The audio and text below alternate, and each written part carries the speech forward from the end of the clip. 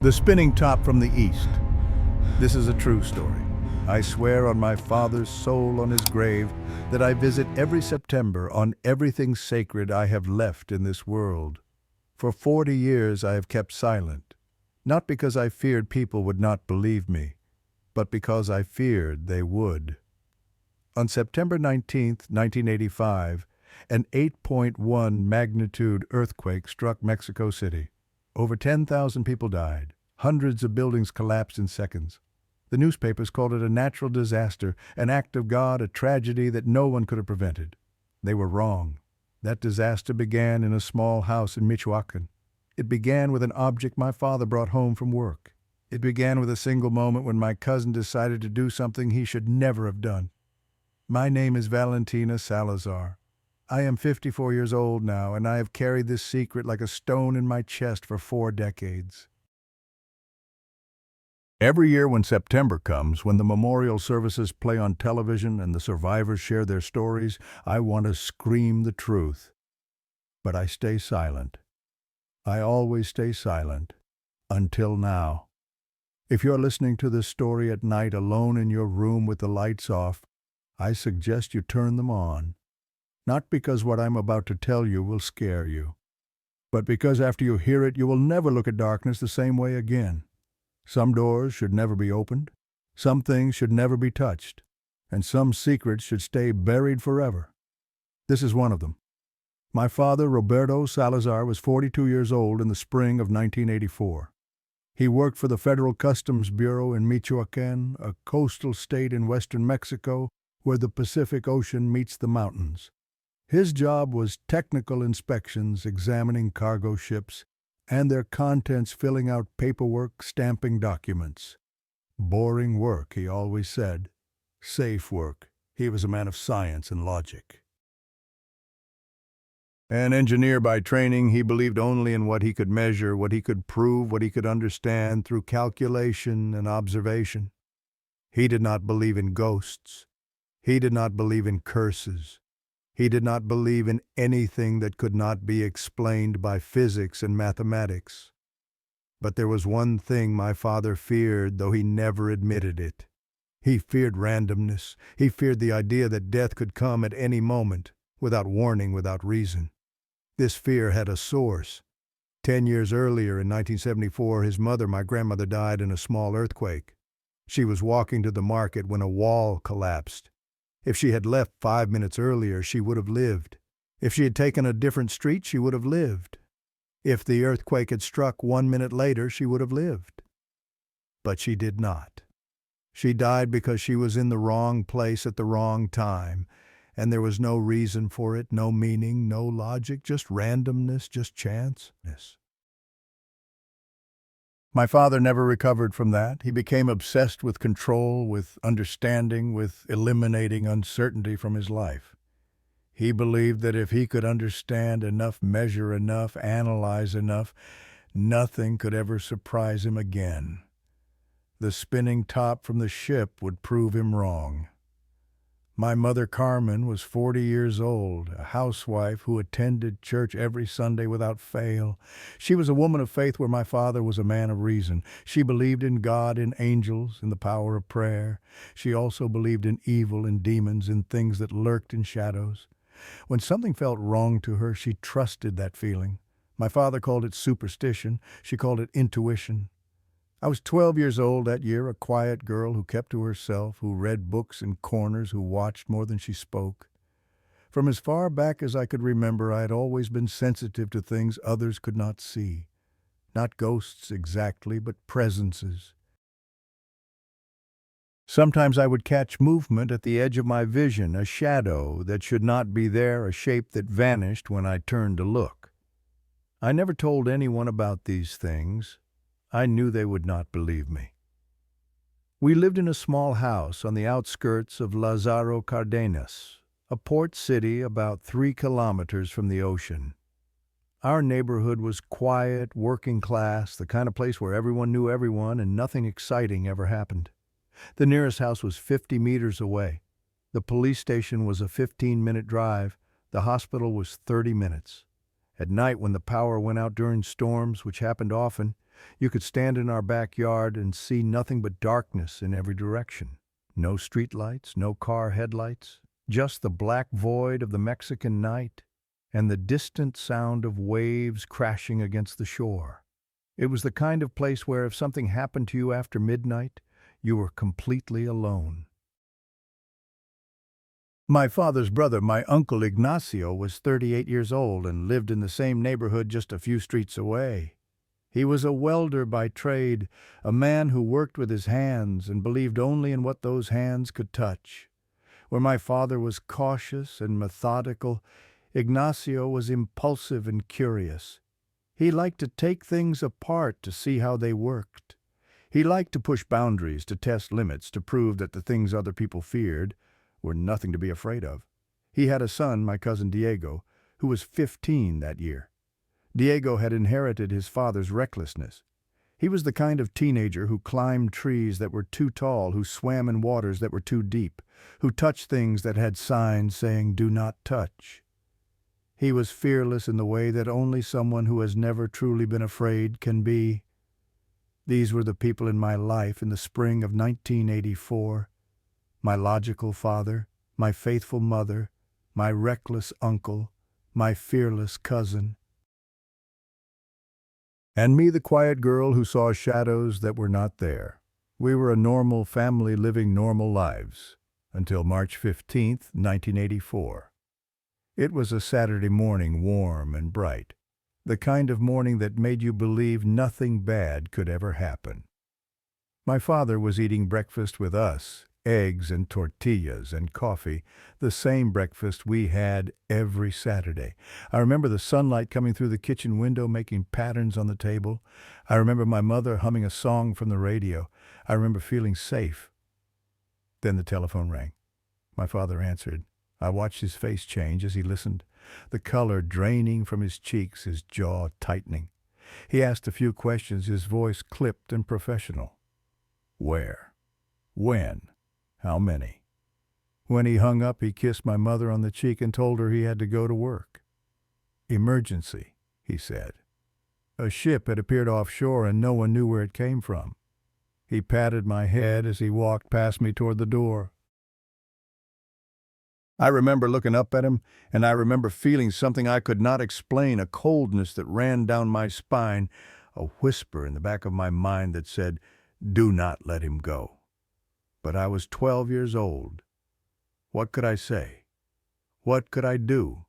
I watched him leave through the kitchen window. He got into his truck and drove away. And I sat there with that cold feeling spreading through my chest. It is just the morning chill, I told myself. Just the breeze from the open window. I was wrong. The ship had appeared on the horizon at dawn, drifting toward the port, with no lights, no radio signals, no response to any attempt at communication. The Coast Guard intercepted it 3 kilometers from shore. When they boarded, they found something that none of them would ever forget. My father told me about it years later in one of the rare moments when he spoke about what happened. His voice was flat when he described it, empty, like he was reading from a report instead of remembering something he had witnessed with his own eyes. 23 sailors, all dead. They were not lying in their bunks or slumped in the hallways or sprawled on the deck the way you would expect dead men to be. They were kneeling. Every single one of them was on their knees, hands clasped in front of their chests, faces turned upward toward the ceiling. They had died praying. Their faces were frozen in expressions that my father said he could not describe, not exactly fear, but something beyond fear, something that went deeper than any emotion he had words for. Their eyes were open, staring at something that was no longer there. Their mouths were open too, as if they had been begging for mercy in their final moments. There were no wounds on their bodies, no signs of violence, no evidence of disease. They had simply stopped living, all 23 of them, at the exact same moment. Their hearts had stopped beating. Their lungs had stopped breathing. They had died simultaneously, as if someone had flipped a switch. The smell inside the ship was not what my father expected. There was no rot, no decay, though the ship had clearly been drifting for days. Instead, There was a smell of incense, heavy and sweet, mixed with the salt of the ocean. It was the kind of smell you would find in a temple, not on a cargo vessel. It should not have been there. The ship's name was painted over. Its registration numbers had been filed off. When investigators contacted the major ports in Hong Kong, Shanghai, Singapore, and Manila, none of them had any record of this vessel ever departing. According to every official database in Asia, this ship did not exist. It had appeared from nowhere. Its crew had died praying to something, and in its cargo hold, protected by military-grade weapons that had never been fired, were 50 metal objects that no one could identify. But the most disturbing thing was found in the lowest deck of the ship, painted on the metal wall in what appeared to be dried blood. The message was not in Chinese or any Asian language. It was in Spanish, written in a shaking, desperate hand. "LO GIREN, do not spin it." My father stood in front of those words for a long time, his flashlight beam illuminating the rust-colored letters. Someone on that ship had known where it was going. Someone had known the destination was a Spanish-speaking country, and that someone had used their final moments to write a warning. But a warning about what was not supposed to be spun. My father did not tell me about those objects that night. He came home late, his face pale and his hands shaking, and he told my mother only that there had been an accident at the port, that some sailors had died, that he did not want to talk about it. He went straight to bed without eating dinner. I heard him through the wall, tossing and turning, muttering in his sleep. Words I could not understand. Names I did not recognize. The next morning he was gone before I woke up. I did not know it then, but that ship had brought something to our shores. Something that should have stayed at the bottom of the ocean. Something that would destroy our family and kill thousands of innocent people. The first time I felt its presence was 3 nights later. I woke up at 3 in the morning suddenly, and completely as if someone had shaken me awake. My room was dark, the familiar shapes of my furniture visible only as deeper shadows against the shadows. Nothing was out of place, nothing was wrong, but something was different. I lay there in my bed, my heart beating fast for no reason I could name, my eyes straining to see in the darkness. The house was silent. No sound from my parents' room, no sound from outside. Just the thick, heavy silence of a Mexican night. Then I felt it.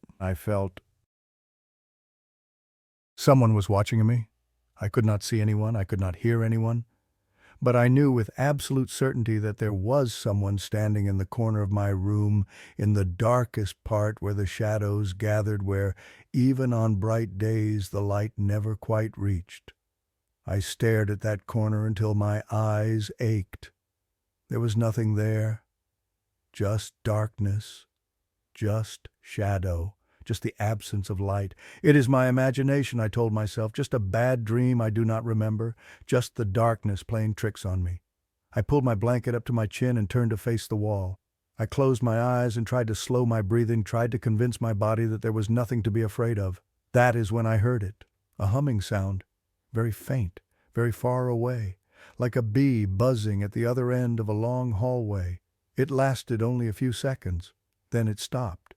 I lay there frozen, listening, waiting for it to come back.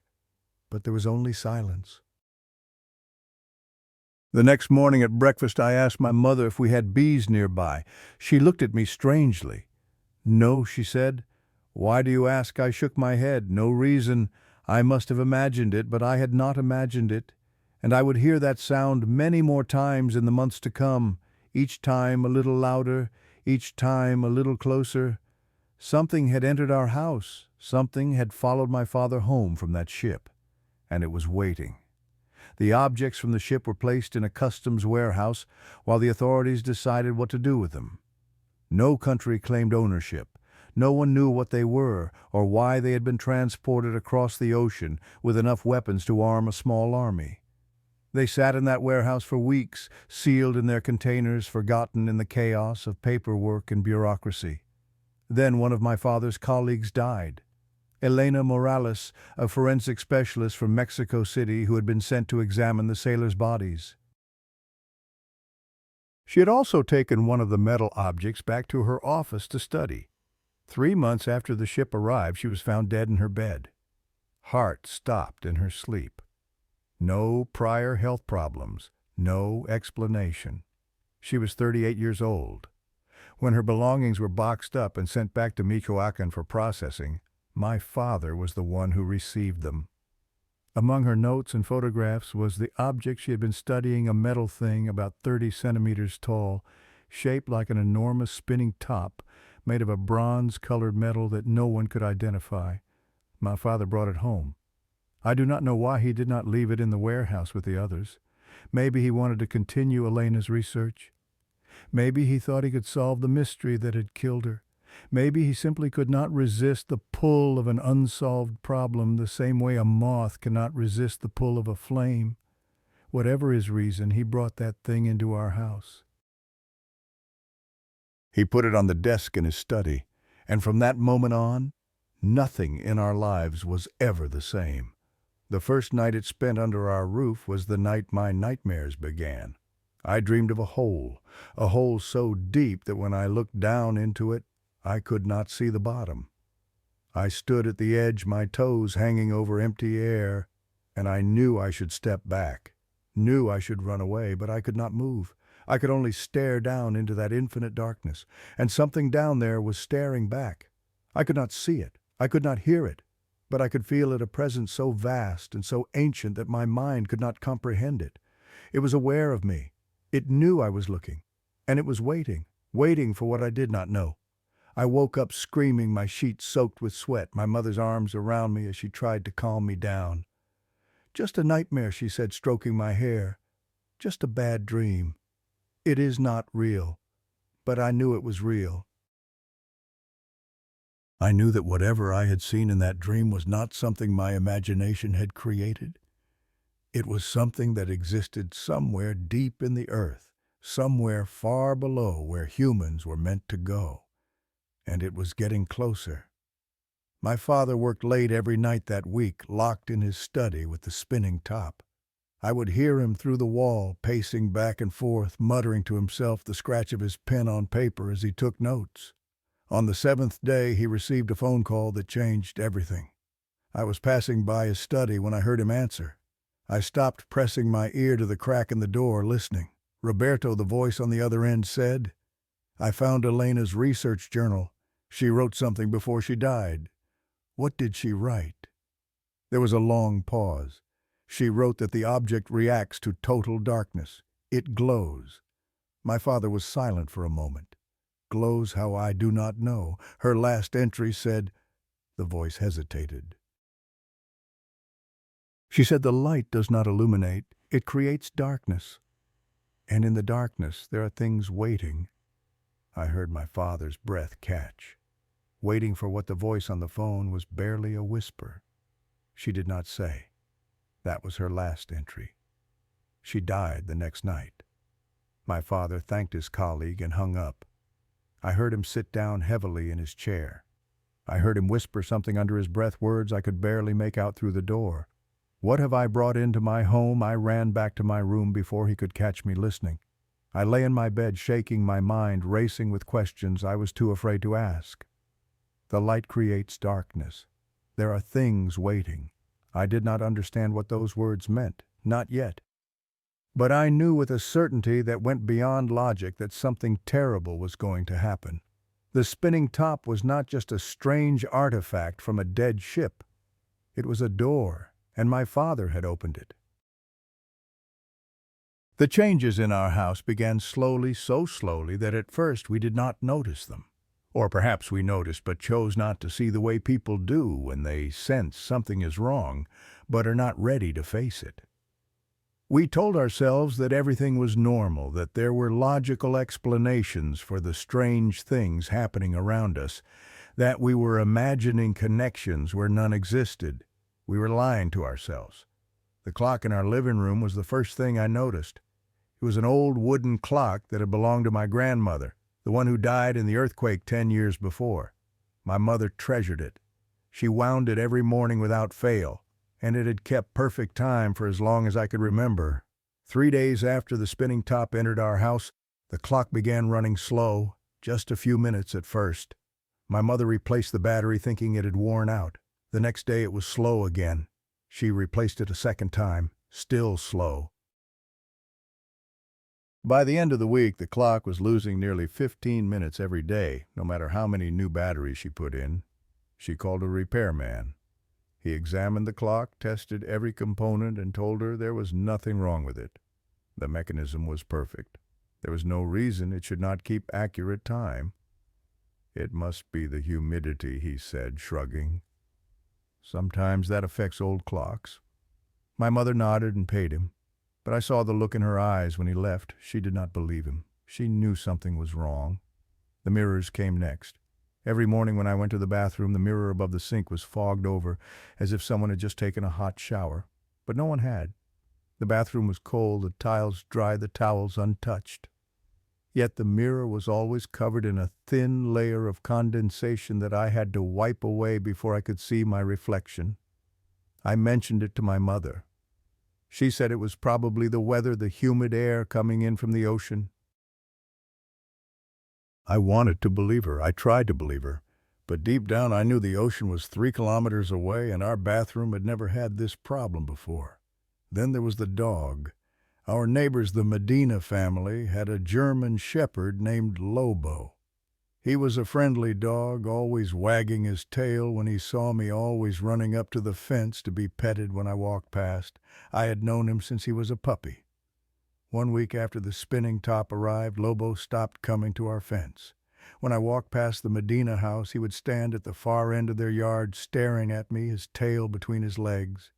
If I called his name, he would whimper and back away. The first time it happened, I thought he was sick.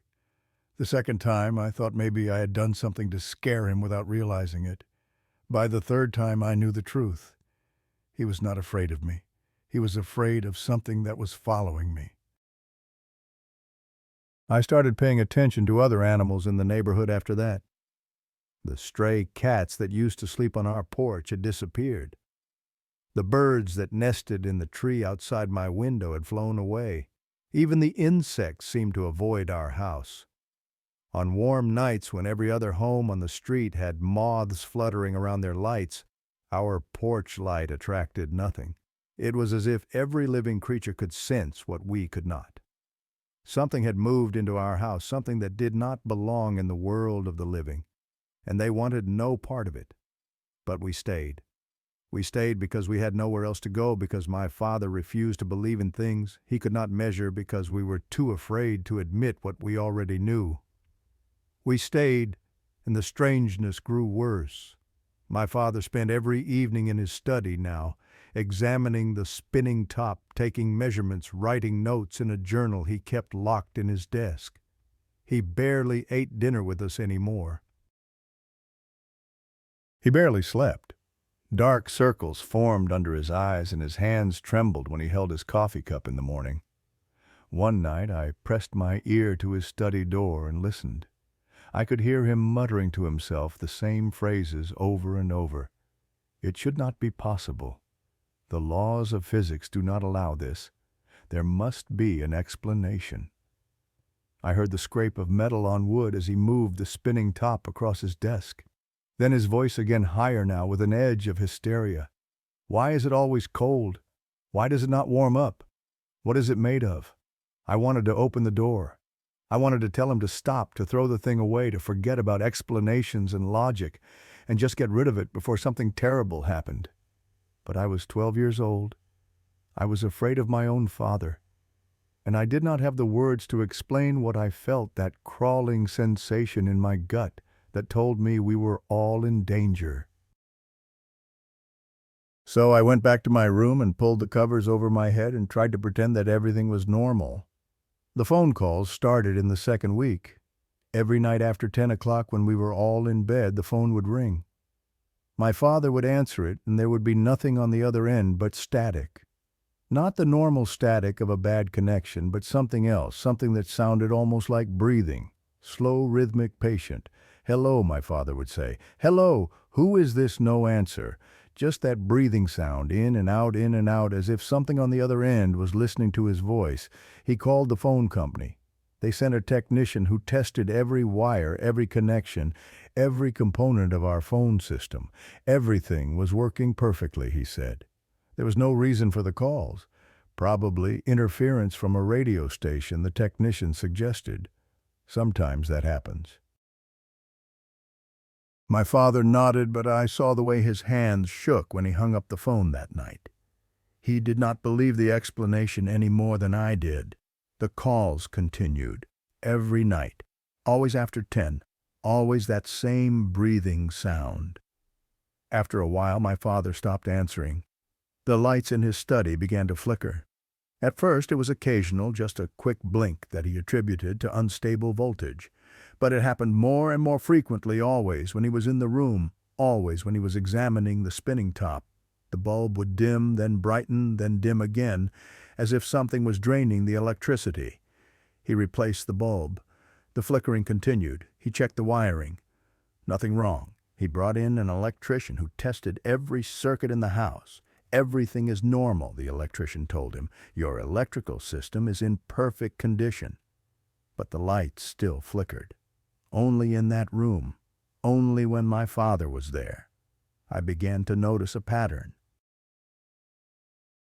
The flickering was worst when my father was touching the spinning top, examining it closely, trying to understand its secrets. It was as if the object did not want to be studied, as if it was warning him to stop.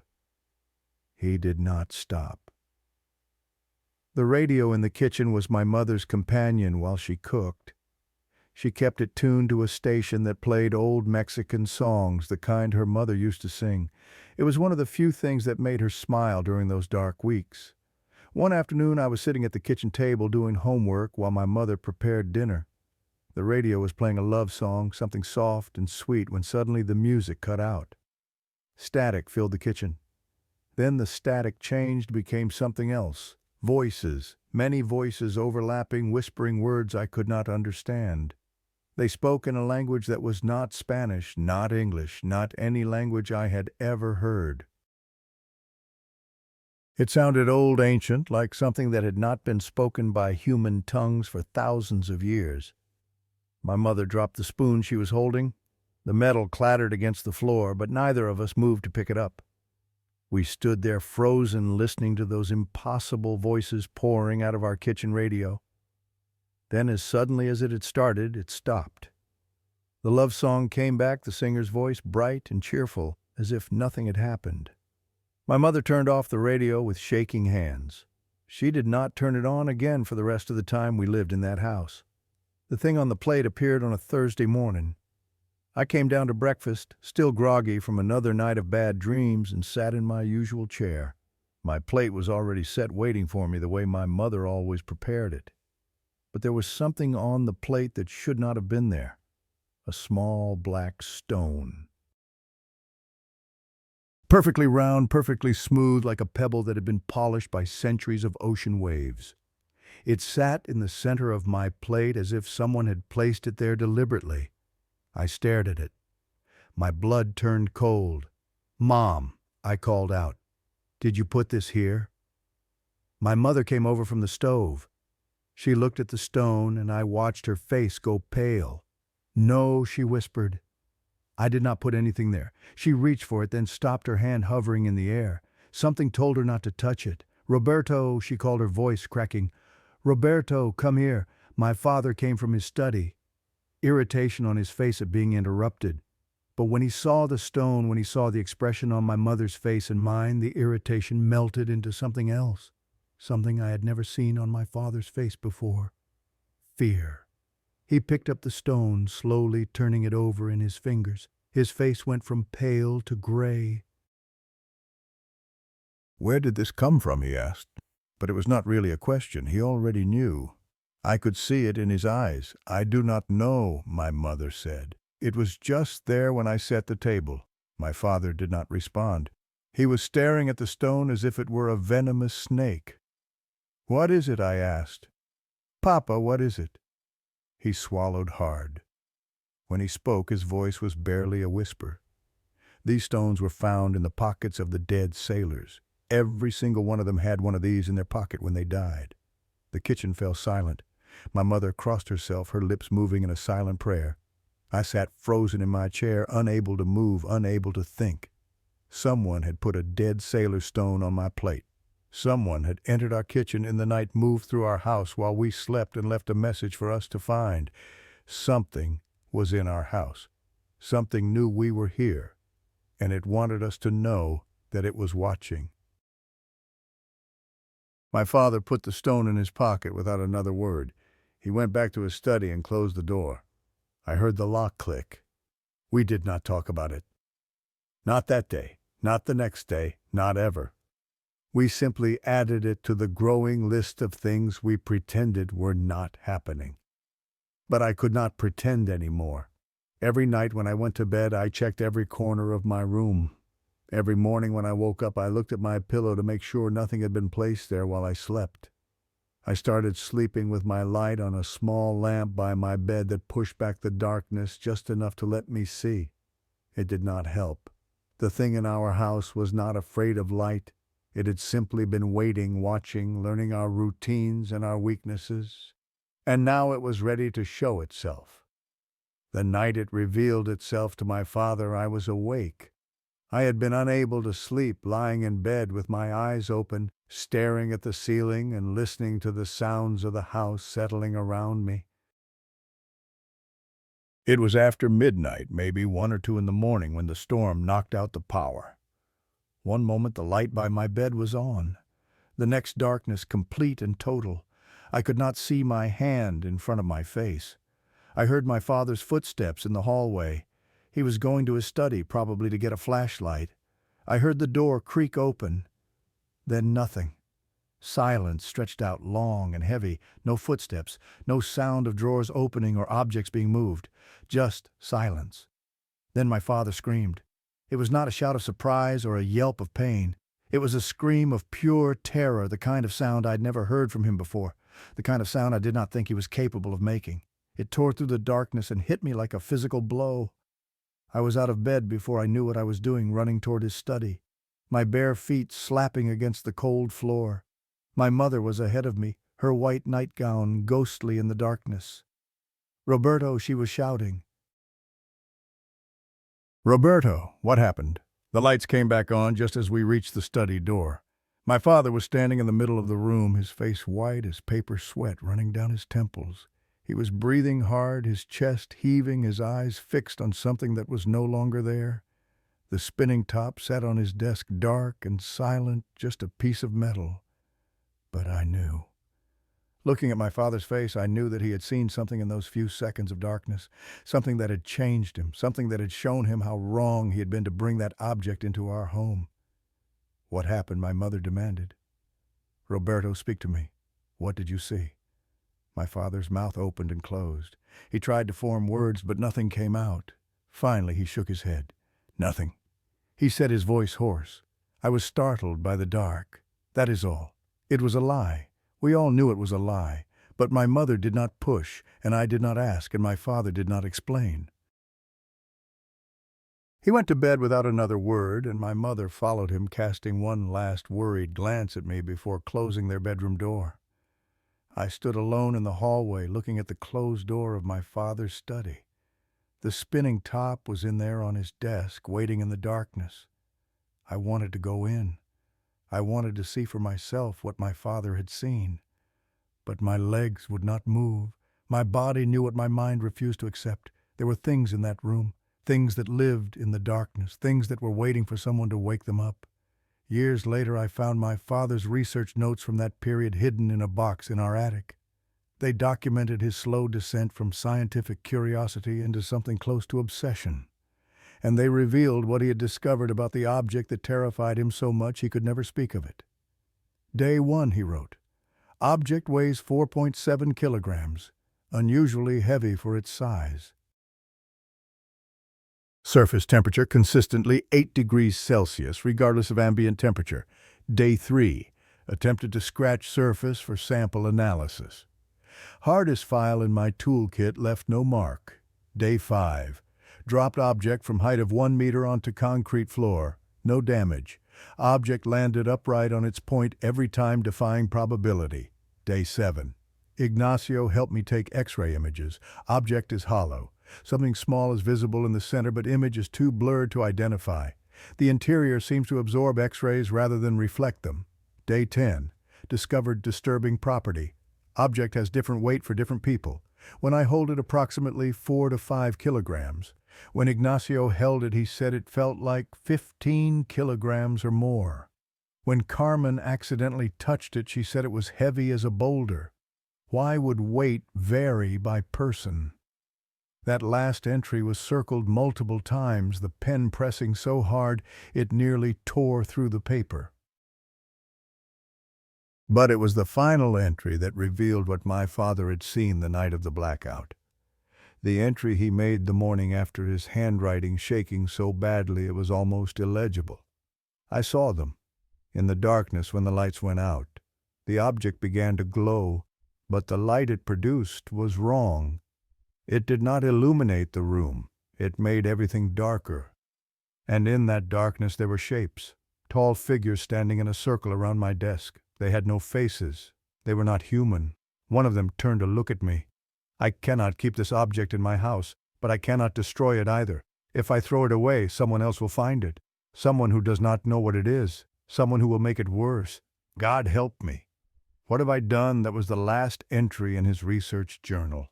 After that night he stopped writing. But he did not stop keeping the spinning top.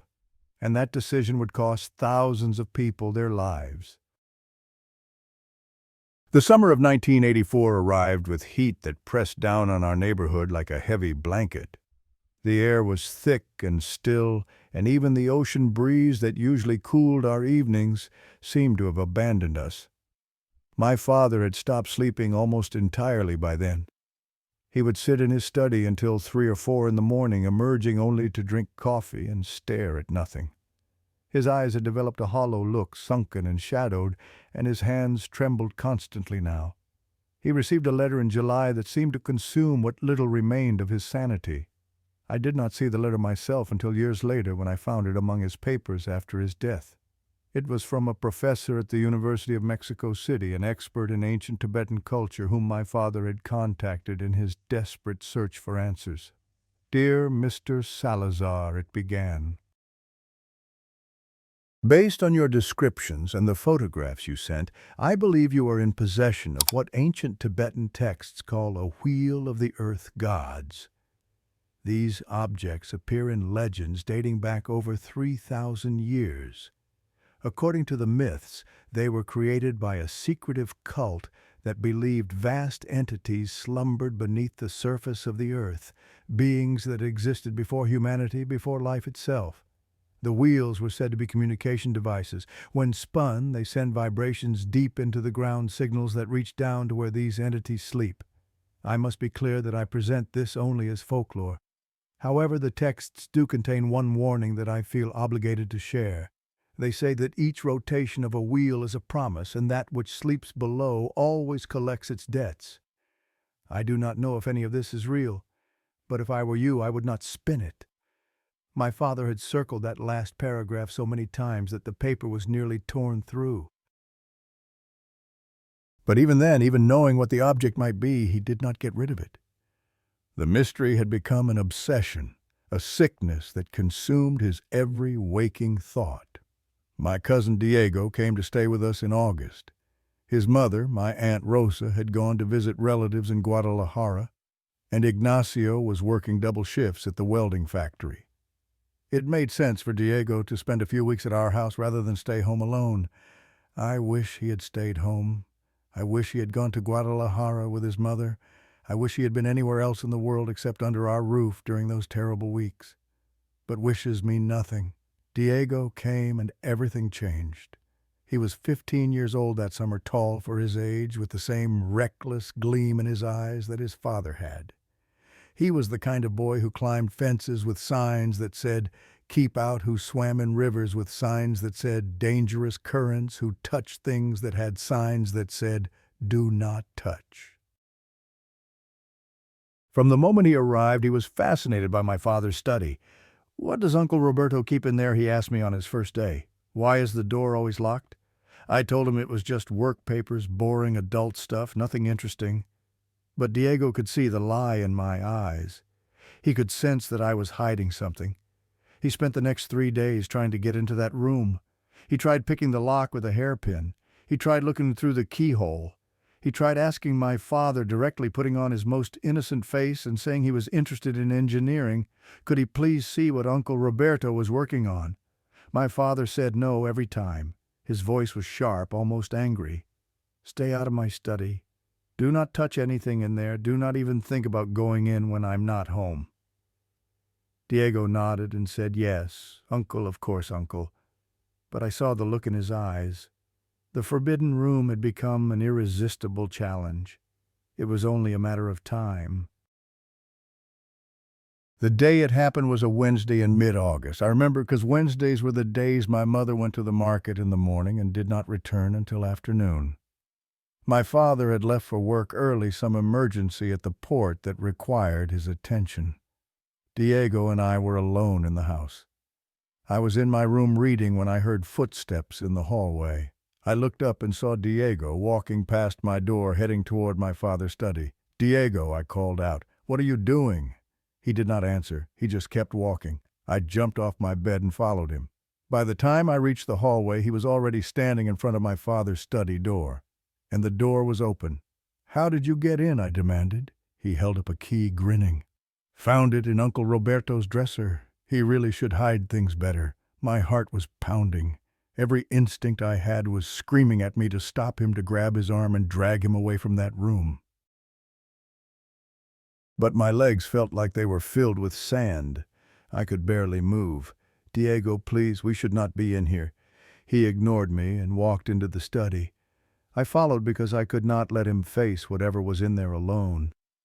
The room looked normal at first glance. My father's desk covered in papers and notebooks. Bookshelves lined with engineering manuals and scientific journals. A lamp, a chair, an ordinary room. But on the desk in the center of everything sat the spinning top. Diego walked toward it as if hypnotized. His hand reached out, fingers stretching toward the metal surface. "Do not touch it," I said, my voice barely a whisper. He touched it anyway. The moment his fingers made contact, he gasped and nearly dropped it. His face twisted in surprise. "It is freezing," he said, "and heavy. God, it is so heavy." He lifted it with both hands, straining under the weight. For Diego, it seemed to weigh a tremendous amount. "Put it down," I begged him. "Please, Diego." My father said never to touch it. Diego set it on the floor, breathing hard from the effort. He crouched down, examining it, running his fingers over the spiral patterns carved into its surface. "It is shaped like a spinning top," he said. "But no one ever spins it." Does Uncle Roberto know why? I shook my head. I could not speak. The air in the room had changed, grown thick and heavy, pressing against my chest like a weight. "I wonder what happens if you spin it," Diego said. The words hit me like a slap. I grabbed his arm, pulling him back. "No, you cannot. My father said never to spin it. Never, Diego. Promise me you will not spin it." He looked at me, and for a moment I saw something in his eyes that might have been fear. But then it was gone, replaced by that familiar, reckless gleam. "Okay," he said. "I promise." He was lying. I knew he was lying.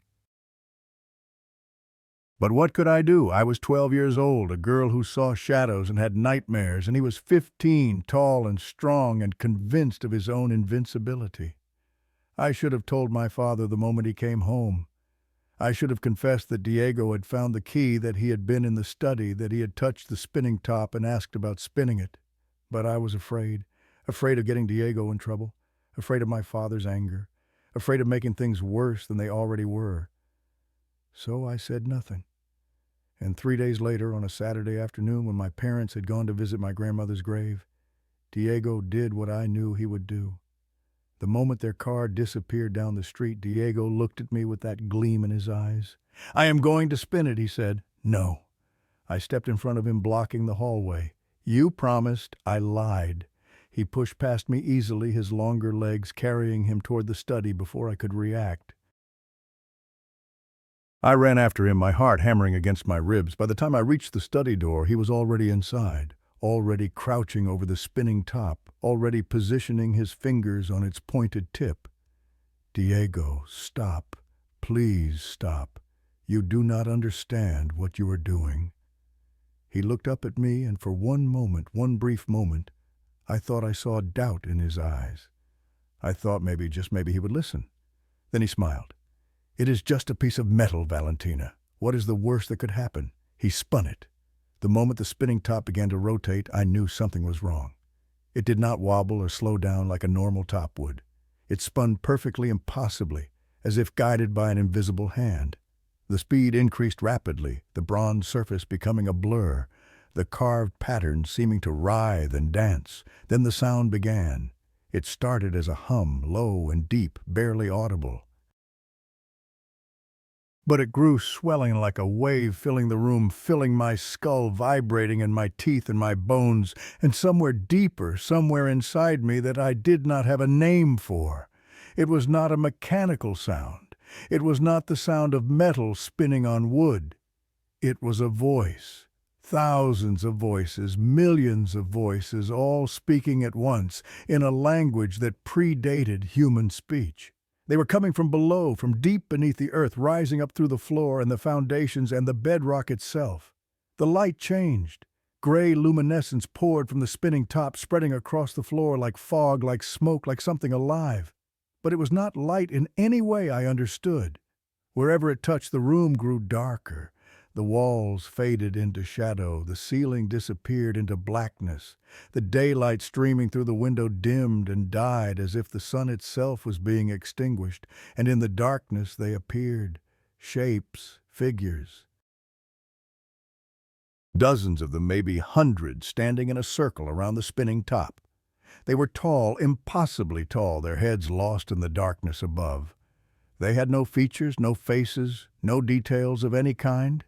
They were simply absences, voids in the shape of people holes cut in the fabric of reality.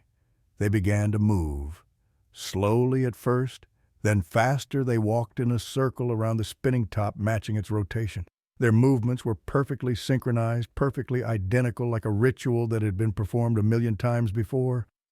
The floor shook with each step they took, and I realized that the shaking was not just in the room, not just in the house, it was everywhere. The earth itself was trembling. "Diego," I screamed. "Make it stop! Make it stop!" He was frozen, his face white with terror, his eyes fixed on the circling shadows. He could not move. He could not speak. He could only watch as the things he had awakened performed their ancient dance. I had to do something. I had to stop it before it was too late. I ran toward the spinning top, fighting against the invisible force that seemed to push me back. Every step was agony, like walking through water, like walking through stone. The shadows turned their faceless heads toward me as I approached, and I felt their attention like a physical weight, crushing, suffocating wrong. One of them stepped out of the circle. It moved toward me, gliding rather than walking, its form rippling like smoke. I could not see its face because it had no face, but I knew it was looking at me. I knew it was seeing me in a way that no human had ever been seen before. It reached out a hand that was not a hand, darkness shaped like fingers, emptiness given form. I screamed, and I grabbed the spinning top. The cold hit me first, a cold so intense that it burned so deep that it felt like my bones were turning to ice. Then came the weight crushing down on my hands, my arms, my whole body, as if I was trying to lift the entire earth. But I held on, and I forced it to stop. The spinning top slowed, the humming faded, the gray light flickered and died, and then there was silence. Complete, absolute silence.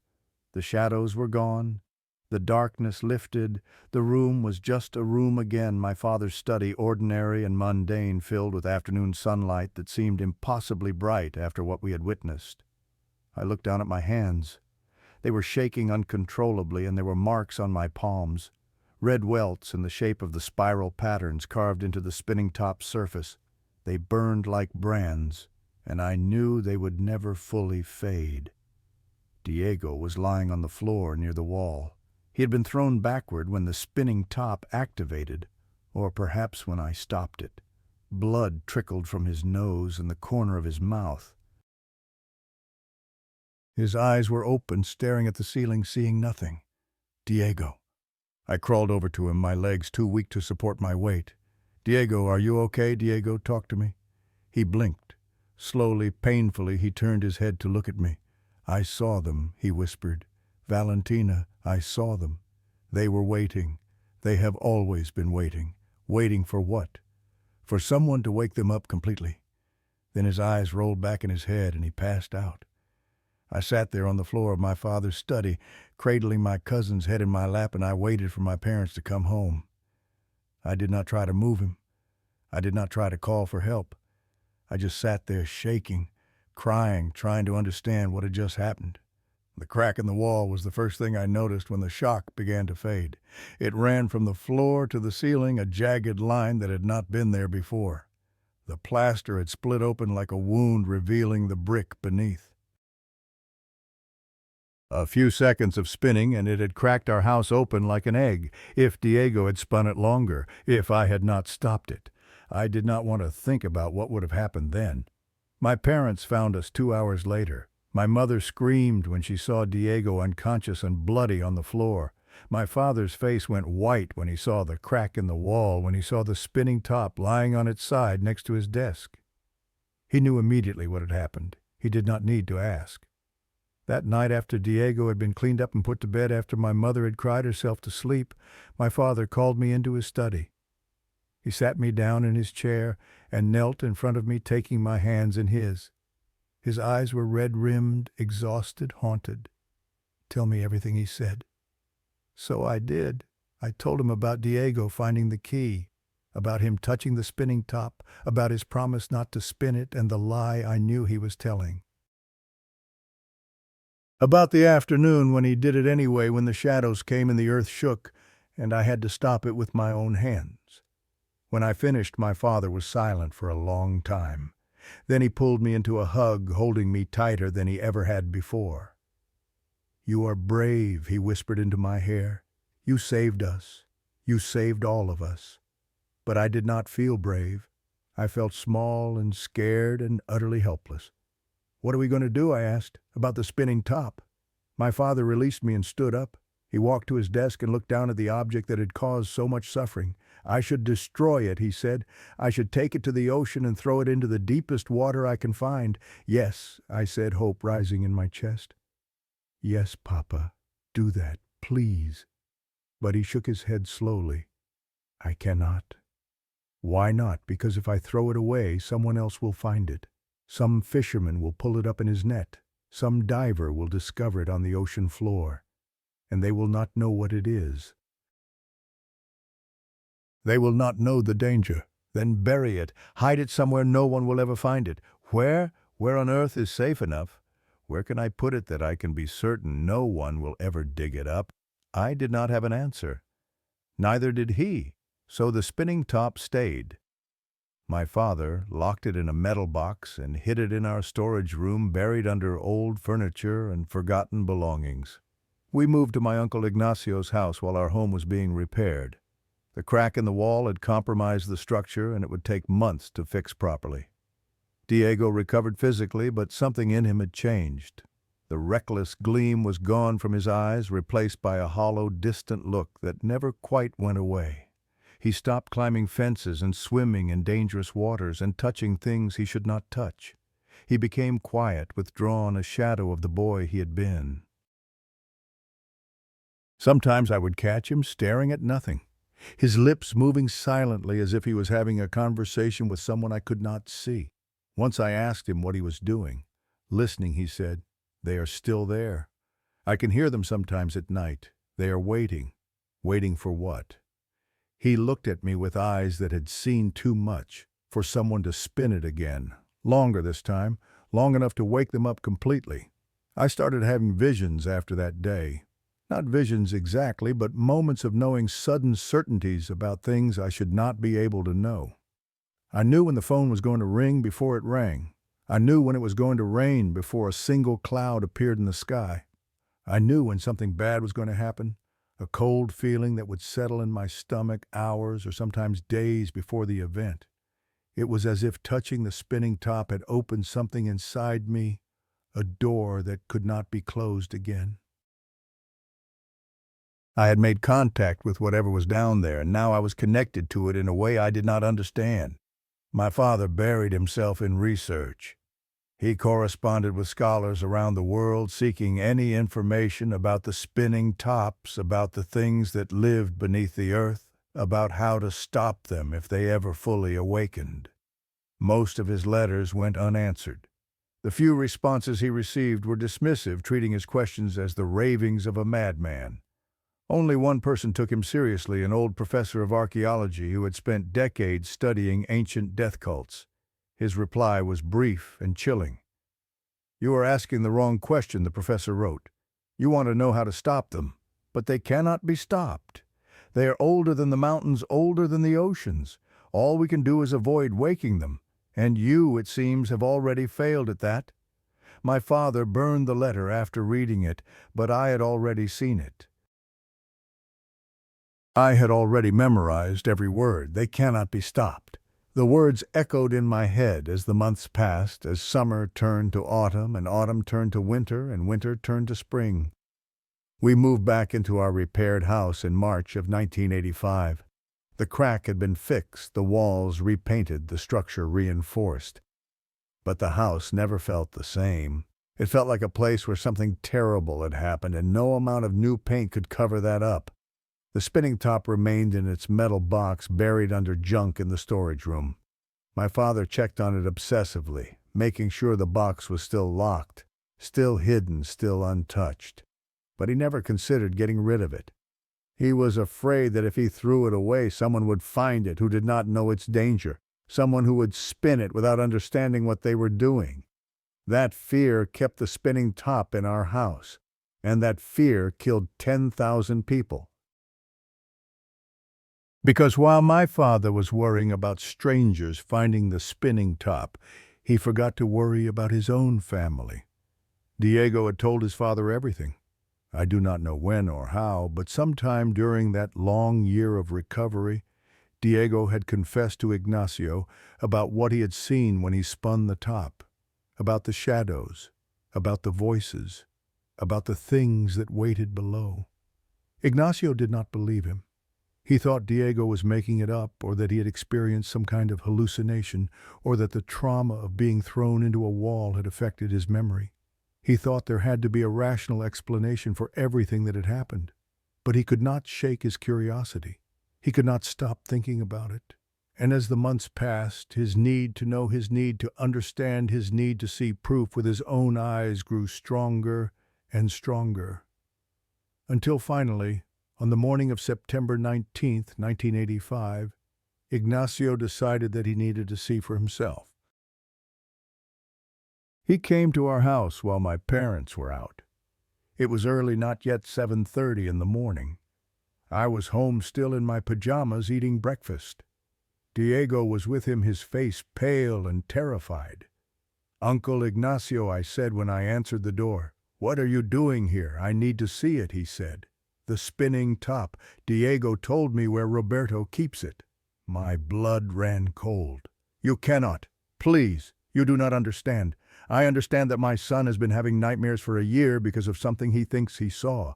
I understand that I need to prove to him that there is nothing supernatural about that object, that it is just a piece of metal." He pushed past me into the house. Diego followed his eyes, pleading with me to do something to stop this somehow. But I was 13 years old. What could I do against a grown man who had made up his mind? Ignacio walked straight to the storage room as if he knew exactly where to go. He pushed aside the furniture, the boxes, all the junk we had piled on top of the metal box to hide it. He opened the box. The spinning top lay inside, bronze and ancient and patient. Ignacio reached in and lifted it out. His face changed immediately. I saw the surprise, the confusion, the first flicker of doubt. "It is cold," he said, "and heavy, much heavier than it looks." "Put it back," Diego pleaded. "Dad, please, put it back." But Ignacio did not put it back. He carried it out to our backyard where the morning light was bright and warm. He set it on the ground. He looked at it for a long moment. Then he looked at Diego, at me. "Show me," he said. "Show me what happens when it spins." We did not have to show him. Before either of us could respond, before we could beg him one more time to stop, Ignacio knelt down and placed his fingers on the pointed tip. And he spun it. The time was 7:17 in the morning, September 19th, 1985. 2 minutes later, the worst earthquake in Mexican history would begin, and my family would be responsible for every single death. The spinning top rotated faster than it had when Diego spun it faster than should have been physically possible. Within seconds, it was a blur, a smear of bronze light against the morning sky. The humming began immediately, louder than before, a sound that was not just heard but felt in every cell of my body. The shadows came. They poured out of nowhere, out of everywhere, rising from the ground like smoke, descending from the sky like rain. Hundreds of them, thousands of them, more than I could count, more than I could comprehend. They filled our backyard, spilled over into the neighbors' yards, stretched out as far as I could see in every direction. And they began their dance. Round and round they went, circling the spinning top in ever-widening spirals. The ground shook with their steps. The air trembled with their presence. The sky itself seemed to darken, the morning sun dimming as if something was blocking its light from very far away. Ignacio was screaming. I could see his mouth open, could see the cord standing out in his neck, but I could not hear him over the humming, over the voices from below, over the sound of the world coming apart. He tried to stop it.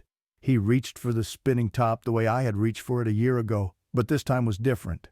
This time the spinning top had been going for too long, sending its signal too deep, waking something that should have stayed asleep forever. The ground heaved.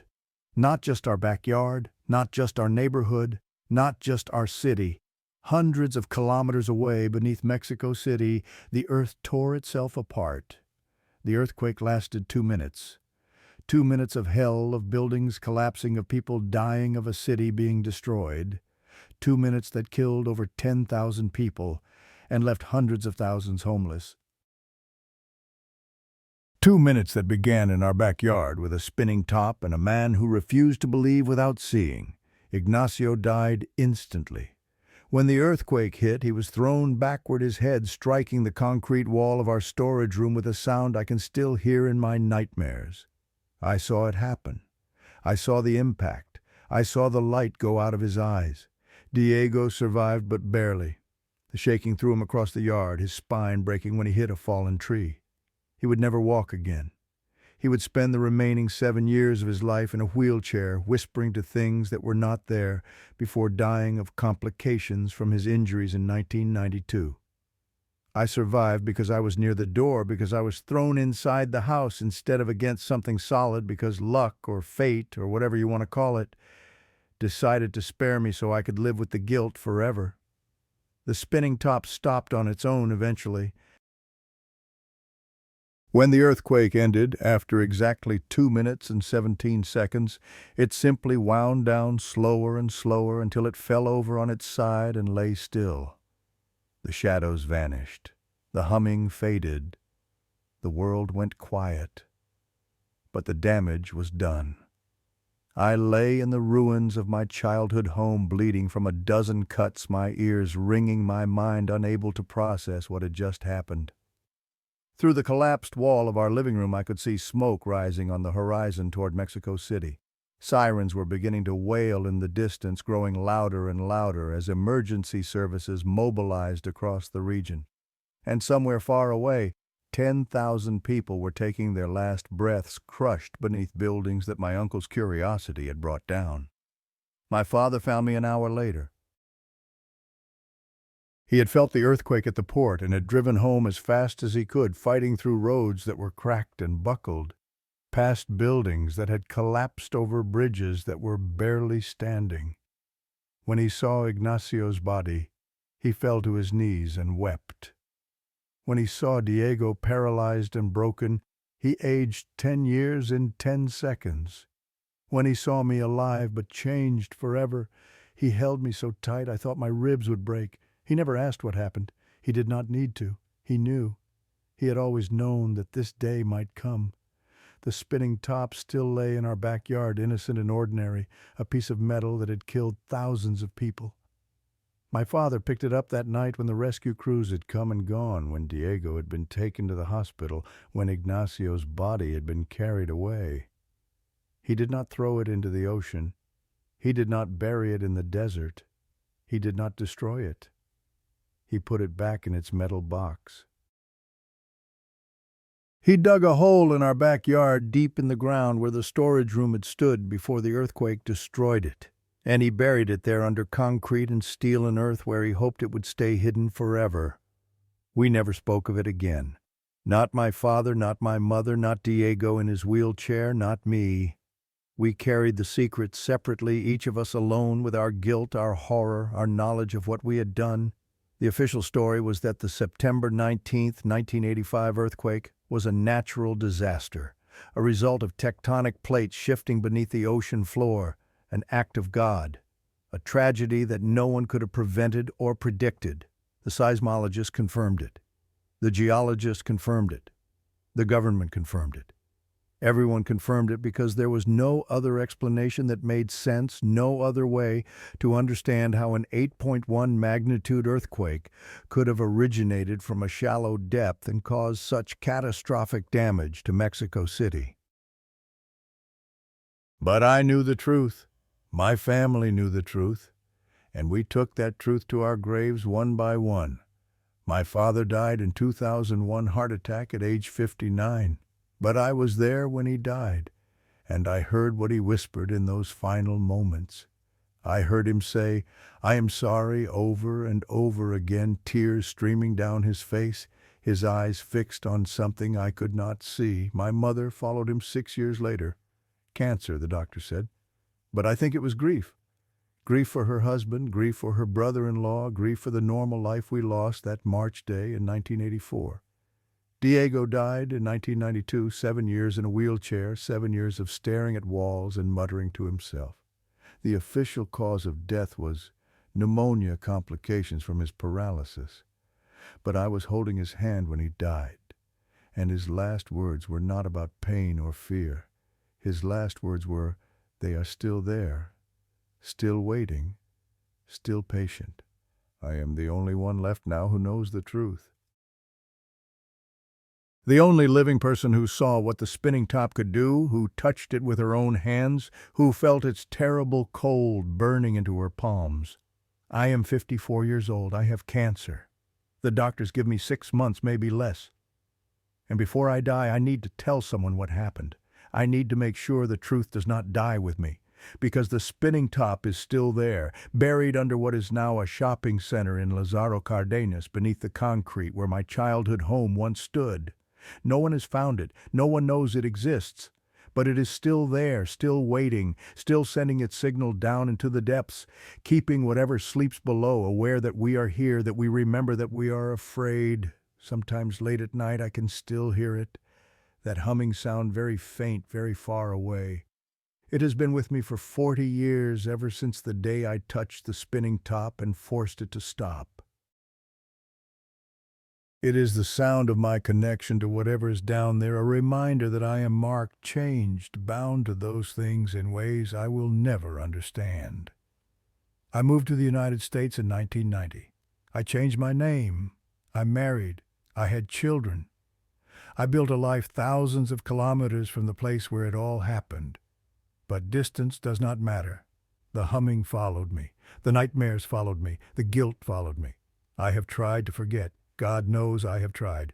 But you cannot forget something like this. You cannot run from it. You can only carry it. So I am recording this. I am leaving it for my daughters to find after I am gone, with instructions to share it as widely as possible. Maybe no one will believe it. Probably no one will believe it. But at least the truth will be out there. At least someone will know. If you are listening to this, if you have heard my story, please remember what I am about to tell you. There are things in this world that should never be touched. Doors that should never be opened. Secrets that should stay buried forever. The spinning top is one of those things. If you ever find yourself holding a bronze-colored metal object shaped like a top covered in spiraling patterns that seem to move when you look at them cold to the touch, no matter how warm the day is heavier for you than it is for someone else, leave it alone. Do not take it home. Do not try to understand it. Do not try to prove it is harmless. And whatever you do, no matter how curious you are, no matter how much you want to see what happens, do not spin it. Because what happened on September 19th, 1985 was just a taste. My uncle only spun it for 2 minutes before he died. 2 minutes of signal and 10,000 people lost their lives. What would happen if someone spun it for an hour? For a day, what would emerge if the signal was sent long enough for whatever is down there to fully wake? I do not know. And I pray that no one ever finds out, but I fear. I fear because the world is full of curious people, reckless people. People like my cousin Diego who see a forbidden thing and cannot resist touching it. People like my uncle Ignacio who need proof before they believe. And the spinning top is still out there, still buried, still patient. 40 years is nothing to something that has existed for millennia. It can wait 40 more, 400 more, 4,000 more. It will wait until someone finds it. Someone always does. To my daughters, if you are listening to this, after I'm gone, I am sorry. I am sorry I never told you while I was alive. I am sorry you had to find out this way. Never go looking for it. Never try to find the spinning top. Never try to prove that what I have said is true. Just live your lives. Be happy. Forget about all of this if you can. And if you ever by some terrible chance encounter something like what I have described, walk away. Just walk away. That is the only wisdom I have to offer. Some doors should stay closed. Some things should stay buried. Some secrets should die with the people who know them. But this one will not die with me. I am releasing it into the world despite my fears, despite knowing that it might cause more harm than good, because someone needs to know. Someone needs to remember. The spinning top is still out there. The things below are still waiting. And one day, maybe not today, maybe not tomorrow, maybe not for 100 years, but one day someone is going to find it. Someone is going to spin it. And when they do, the humming sound suddenly grows louder in my recording, so loud that I pause, startled. For a moment, just a moment, I think I can hear words in that hum, ancient words, inhuman words. Then it fades, receding back to that familiar background noise. I take a shaky breath. 3 nights ago, I had a dream. I was standing in the ruins of Mexico City in 1985. Buildings collapsed around me, smoke filling the sky. I was walking through the devastation when I saw him, my uncle Ignacio. He was standing in the middle of the street holding the spinning top. I tried to call out to him, tried to warn him, but no sound came from my mouth. He looked at me, and he smiled. Then he knelt down, placed the spinning top on the broken asphalt, put his fingers on its tip. No, I wanted to scream, but he spun it anyway. And this time the humming did not stop. I woke up gasping. It was 3 a.m. The house was silent, but I could still hear it, that humming, louder than it has ever been before, coming from below. I do not know what that dream meant. I do not know if it was a warning or simply the fears of a dying woman, but I know this. The spinning top is not done with us. The door that my uncle opened in 1985 was never fully closed. It is still there, still slightly ajar, still allowing something to seep through, and one day it will open again. I can feel it. In the humming that never stops, in the dreams that grow worse, in the way the air tastes wrong, sometimes metallic and ancient. One day someone will find the spinning top. Someone will spin it. And this time the things below might not go back to sleep. This time the recording suddenly fills with static, a harsh, crackling sound that drowns out everything else. Through it, barely audible, comes a sound that should not be possible. A siren. The earthquake warning siren from Mexico. Alerta sísmica, alerta sísmica. But I am in California. That siren does not exist here. That siren should not be playing. Yet I hear it clear and unmistakable, growing louder and louder until the recording ends abruptly, cutting off mid-sound.